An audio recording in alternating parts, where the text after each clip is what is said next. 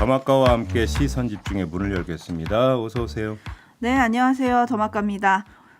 저희가 이 시간을 시작할 때 항상 촌철님들이 아침 인사를 챙겨드리잖아요. 그럴 때 보면 참 다양한 아침 풍경을 만날 수가 있는데요. 2529님, 오늘 아침도 굴삭기 시동 걸며 시선 집중과 함께 출발합니다. 네. 라고 보내주셨고 일찍 일 시작하셨군요. 그러니까요. 라콩애비님은 현재 12시간째 일하고 있습니다. 어우, 야간 근무하셨구나. 기분 안 좋은 어제를 보내고 힐링하러 왔습니다. 아, 그래요? 그냥 얼굴만 봐도 힐링이 되죠.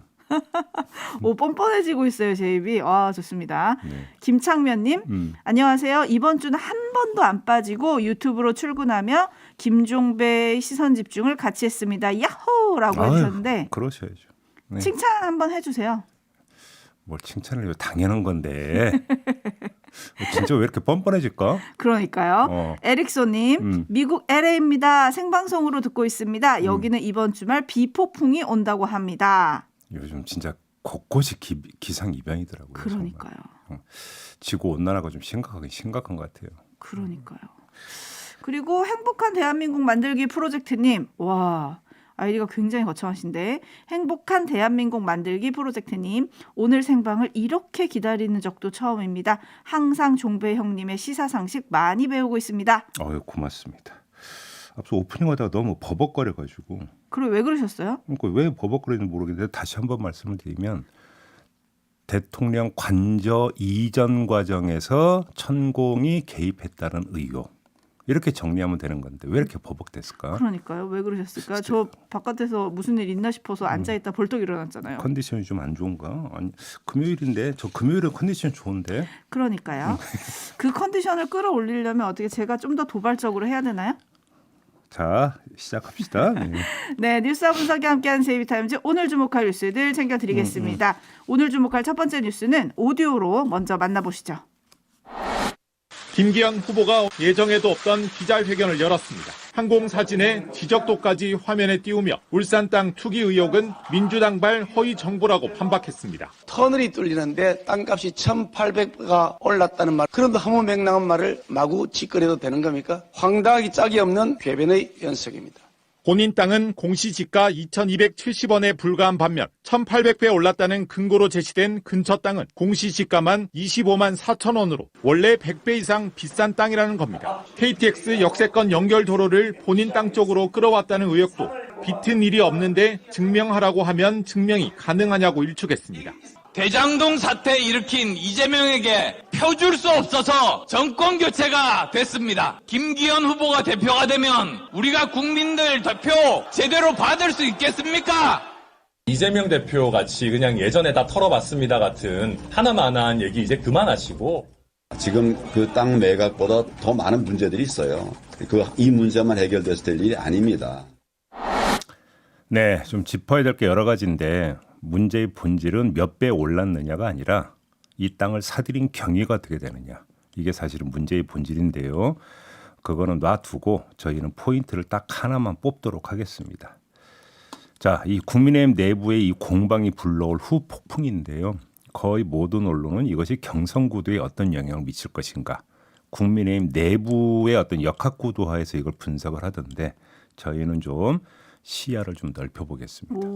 시야를 넓히는데 조건이 있습니다. 김기현 대표가 후보가 당 대표가 된다고 가정을 하고, 두 번째, 당 대표가 됨에도 불구하고 의혹이 말끔히 해소되지 않는 상황이 연출된다고 가정을 하고, 그리고 나서 시야를 넓혀서 짚어볼 텐데요. 시야를 넓힌다는 게 무슨 얘기냐면 국민의힘 내부의 역학구도가 아니라 민주당한테 이것이 어떤 영향을 미칠 것인가. 다시 말해서 민주당은 어떻게 치고 나올 것인가. 요걸 좀 짚어보려고 하는데 네. 이 의혹을 이렇게 정리할 수 있을 것 같습니다. 민주당에게 한정식급 밥상을 차려준 꼴이다. 이렇게 좀 봐야 될 것 같은데 네. 민주당은 당연히 이중으로 활용하려고 하지 않겠습니까? 첫 번째, 이미 국민의힘 내에서 울산의 이재명이라는 규정이 나오지 않았습니까? 조금 전에 뉴스 오디오 들으셨는데 이재명 이름이 여러 번 나왔죠. 네. 자, 민주당은 지금까지 이재명 수사에 대해서 그럼 김건희 여사는 이렇게 반문하는 걸로 응수를 해왔는데 여기에 응수할 거리를 하나를 더 추가하게 됐다. 이런 거 아니겠습니까? 그러면 김기현은 계속 이 문제를 제기를 할 거 아니겠습니까? 수사가 제대로 진행되지 않을 경우 검찰, 한동훈 법무장관, 나아가 윤석열 대통령까지 엮어서 공격을 할 게 뻔하지 않겠습니까? 김기현 후보는 법적 조치를 강조했는데 민주당 입장에서는 법적 조치라고 하는 것은 말 그대로 불감청 고소원.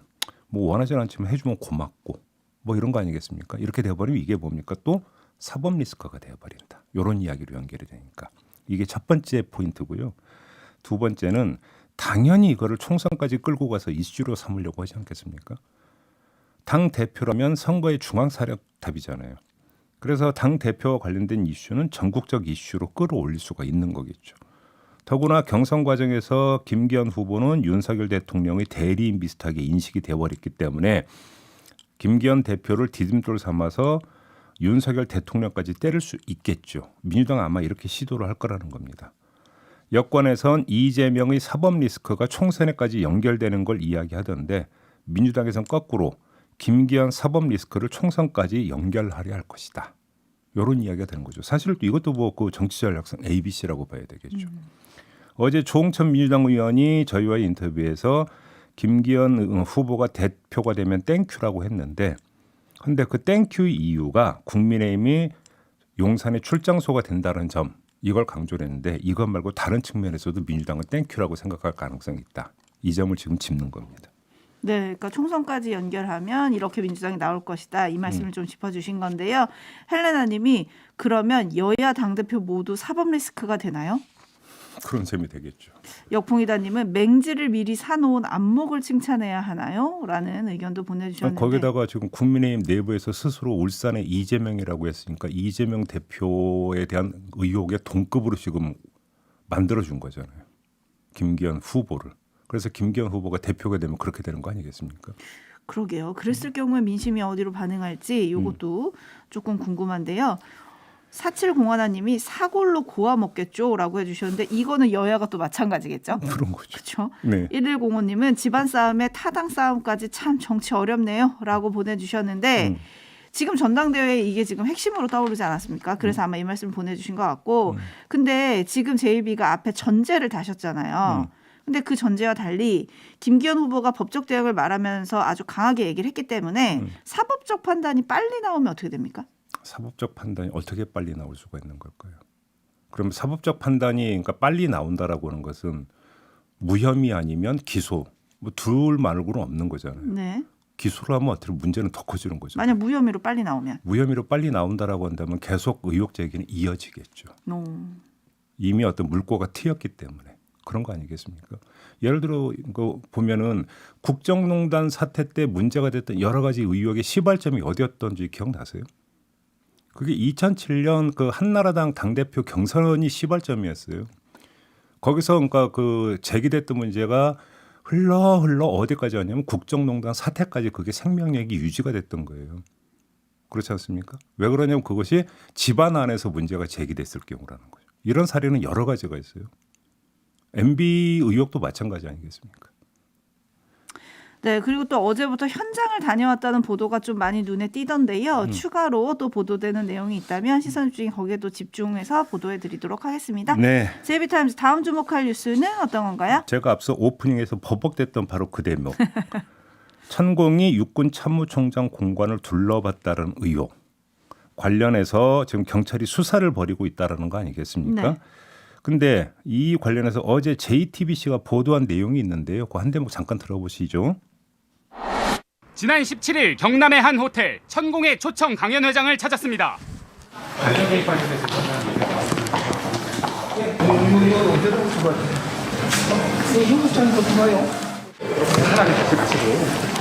실제로 조사를 받으시고 왜 여기를 들어와? 명확하게 좀 얘기는 듣고 싶어서요. 아 이런 거 찍고 이 감시 이름 못 써. 관저부지 답사 여부를 계속 물었지만 답을 하지 않았습니다. 지난 16일 TV조선 탐사보도 프로그램은 천공 측의 공식 입장이라며 대통령 관저 후보지를 답사한 적이 없고 당선 이후엔 대통령 부부와 소통도 끊었다고 보도한 바 있습니다. 하지만 당시 이 입장을 전달한 걸로 알려진 천공의 측근 법무팀장은 JTBC 취재진을 만나 TV조선 측 보도와 달리 관저 답사에 대한 입장은 정리하지 않기로 했다고 주장했습니다. 거기서는 지금 현재 통합 상황만 지금 내보내고 있어요. 그거에 대해서 입장 좀 해주세요. 입장 안 하신다면요? 네. 아니다가 네, 아니다 아니고 입장 좀 해주세요. 제가 봤을 때는 뭐 만나는지 안 만나는지 제가 그 부분은 잘 모릅니다. 네, 앞서서 보도됐던 천공 측 입장이라고 나왔던 거는 거의 간 적이 없다, 사실이 아니다 이거였는데 지금 들으신 보도에서 천공 측 법무팀장의 오디오가 이게 약간 변조가 돼서 잘 안 들리셨을 텐데 네. 아니다가 아니라 입장 표명을 안 하겠다 이런 얘기를 또 해요. 헷갈립니다. 근데 바로 그 대목인데요. 입장 표명을 안 하기로 했다라고 하는 것이 이해가 되십니까? 이해가 안 되죠. 갔으면 갔고 안 갔으면 안 갔고. 그러니까 보통 입장이라고 하는 것은 어떤 사안에 대한 의견을 얘기하는 거예요. 근데 지금 그 쟁점이 되는 것은 의견이 아니라 사실이잖아요. 갔느냐 안 갔느냐. 그러니까요. 그냥 그거 밝히면 되는 건데 무슨 입장 정리 얘기까지 나올 게 뭐가 있습니까?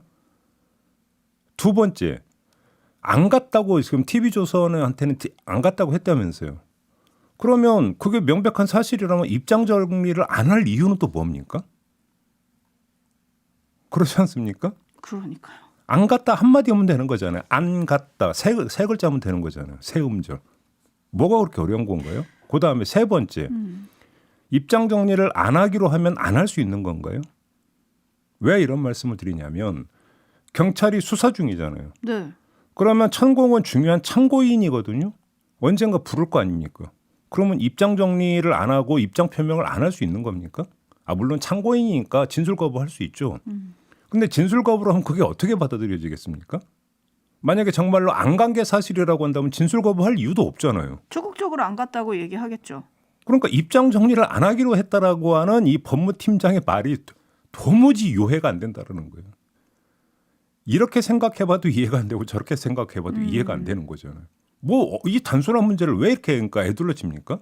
그러니까요. 납득이 되십니까? 납득이 안 되고요. 새는 알을 깨고 나온다님이 신박한 정리를 해주셨네요. 계속 관심 받고 싶어서 그런 걸 수도. 근데 아무튼 뭐 2월 16일에 방송이 됐던 탐사보도 7 TV조선 프로그램인데요. 이걸 못 보신 분들을 위해서 요약을 해드리면 이 보도의 천공 측 관계자라는 분이 윤 대통령 관저 후보지에 가본 적도 없고 그 땅조차 밟아본 적이 없다. 윤 대통령 취임 이후 김건희 여사 등에게도 일체 연락한 적이 없다. 스승님 입장에서는 죄 안 짓고 죄 지었다는 부분이 마음고생을 많이 하고 계시니까 너무 소설을 써놓으니까 뭐 이러면서 억울함을 토로하기도 했고 만약에 국회에서 청문회에 참석을 요청을 하면 아무 때나 부르면 일정을 맞춰서 나가겠다. 이렇게 관계자가 얘기를 했다는 게 지금 보도가 됐었던 거고요. 어제 보도는 전혀 다른 입장 표명을 안 하겠다. 그러니까 이제 이거를 100번 양보해서 이제 헤아리면 어떻게 되냐면 언론을 상대로 갔네 안 갔네라는 얘기에 일치 안 하겠다. 이런 뜻으로 이제 그 맥락상으로는 그렇게 이해를 할 수가 있어요. 아, 그럼 경찰에 가서 말하겠다? 네, 그러니까 이제 언론에 뭐 이러쿵저러쿵 얘기해서 괜히 뭐 좋을 거 없고 경찰이 부르면 거기 가서 그냥 그 짧고 굵게 그러니까 답변하겠다 이런 취지로 이해를 하면 되는데. 오, 네네. 안 갔으면 굳이 그럴 이유도 없는 거 아니냐라는 거예요. 제 얘기는. 그러니까요. 근데 경찰은 아직 천공을 조사를 안 했잖아요. 그렇죠. 그리고 저는 꼭 쓸데없는 거 이렇게 꽂혀갖고 가끔 근데 여기서 지금 그 이분의 타이틀이 법무팀장이잖아요. 네. 그러면 천공이 법무팀을 운영하고 있는 겁니까? 네. 그러니까 팀장이 있겠죠. 그러면 변호사가 몇 명인 거예요? 아니 그렇게 일이 많나요? 법무적인 일? 그것까지는 제가 파악이 안 되는데. 저는 꼭 이렇게 쓸데없는 거에는 이제 관심이 있어서 죄송하긴 한데 갑자기 여기에 꽂혀서 그냥 변호사 이러면 제가 이해를 하겠는데 법무팀장이라고 하길래 그래서 궁금해서 한번 여쭤봤어요. 네, 1793님이 참 깔끔하게 정리되는 게 하나도 없네요라고 보내주셨는데 근데 사실 또 여기서 주목해야 되는 게 천공 측의 입장이 전해지고 있는 보도 시점이거든요. 예를 들어서 경찰이 국방부가 CCTV에 없다. 그리고 최근에는 경찰이 그런 인근에 휴대전화 기지국을 뭐 조회를 해봤는데 잡힌 게 없다. 이런 보도들이 나왔잖아요. 네. 그런 후에 이렇게 천공 측 입장이 전해지는 건 어떻게 봐야 될까요? 아니 그러면 지금 경찰발 그 뉴스를 종합을 하면 안 갔다라고는 최초에 TV조선한테 했다라는 그 주장을 오히려 그 검찰이 입증해주고 있는 거잖아요. 경찰이, 네. 경찰이 그런 거잖아요. 그러면 발언을 더 세게 할 수도 있는 거잖아요. 오히려 상식적으로 생각을 하면.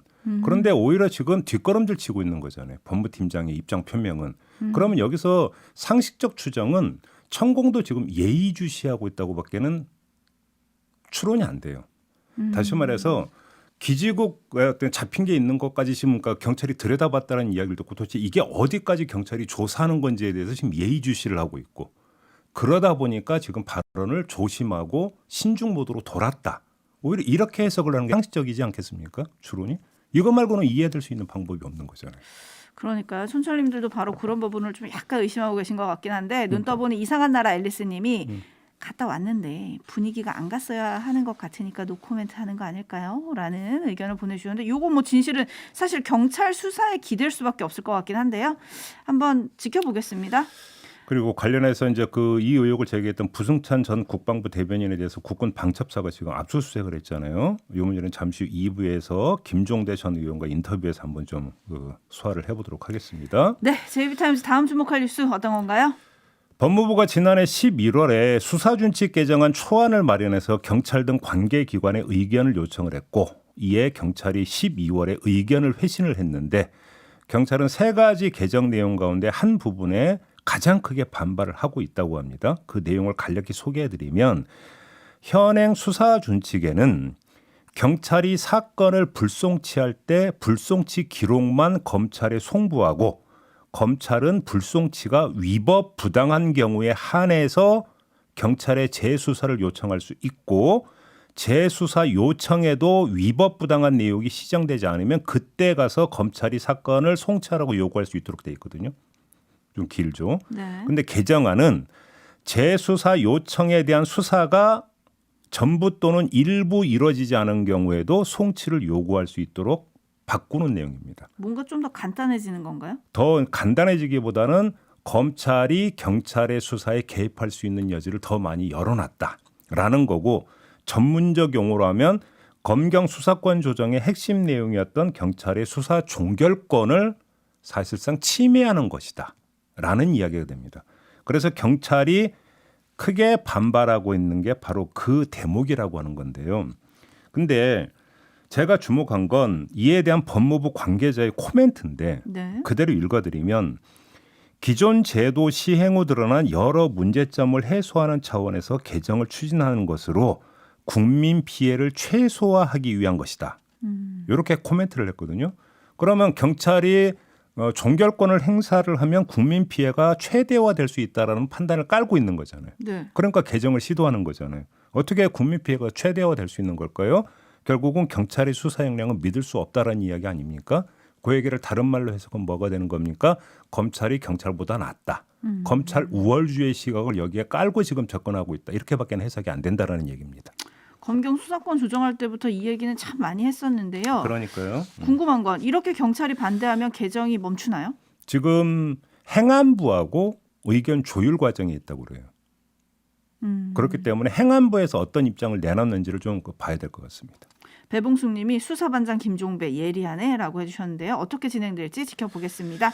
JB타임즈 마지막 뉴스 짧게 전해주실까요? 카톡 단톡방에 들어갔는데 나오기 힘든 거 다 아시죠? 아, 나가면 티나요. 그래서 김정우 민주당 의원이 정보통신망법 개정안을 발의를 했습니다.